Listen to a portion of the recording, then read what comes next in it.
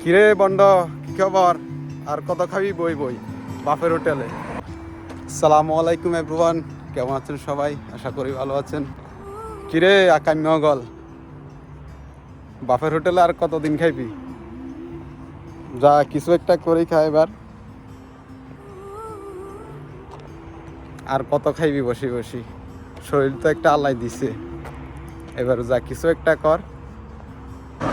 হ্যাঁ, হয়তো ভাবতেছ তুমি অনেক চেষ্টা করতেছ, কিন্তু হইতেছে না। কিন্তু বসে বসে চেষ্টা করলে তো আর হবে না।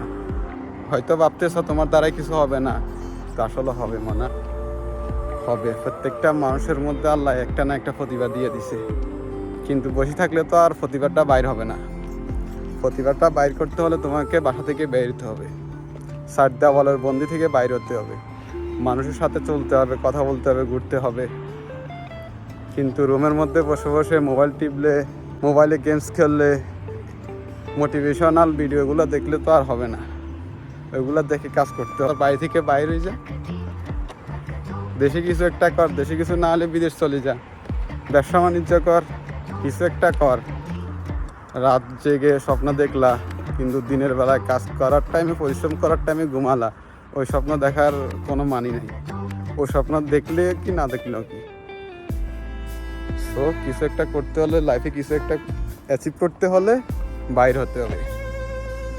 দেশে করো কিছু একটা, দেশে না হলে দেশের বাইরে চলে যাও, কিছু একটা করো ভাই। যখন তুমি ছোটোখাটো কিছু করবা, করতে করতে তোমার মধ্যে লুকিয়ে থাকা প্রতিভাগুলো আস্তে আস্তে একটার পর একটা করে বাইর হবে। তখন লাকিলি যে কোনো একটা তোমার লাইফের মোড় পরিবর্তন করে দিবে। তখন তুমি আর পিছনে ফিরে তাকানোর প্রয়োজন হবে না। যখন তুমি তোমার ওই টার্নিং পয়েন্টটা ধরতে পারবা, তোমার ওই লাকটা ফেভার করবে, তখন তোমার আর পিছনে ভাই তাকাতে হবে না। ওইটা ধরে তোমার লাইফটাকে তুমি এগিয়ে নেওয়ার রাস্তাটা পেয়ে যাবা। সো ভাই কিছু একটা করো, চার দেওয়ালের বন্দি আর থেকো না, বাইর হও, কিছু একটা করো। আমার কথা হচ্ছে ছোট কোনো কিছু করো, তবে করো, চার দেওয়ালে বন্দি থেকো না। দিন শেষে ভাই সবাই তোমাকে দেখবে, তোমার সফলতা দেখবে, তোমার ব্যাংক ব্যালেন্স দেখবে। শুনো ভাই, দিন শেষে সোসাইটি বলো, রিলেটিভ বলো, বন্ধুবান্ধব বলো, every 1% সবাই তোমার সফলতা দেখবে, সবাই তোমার ব্যাংক ব্যালেন্স দেখবে। তো চার দেওয়ালের বন্দি থেকে বাইর হোক, কিছু একটা করো।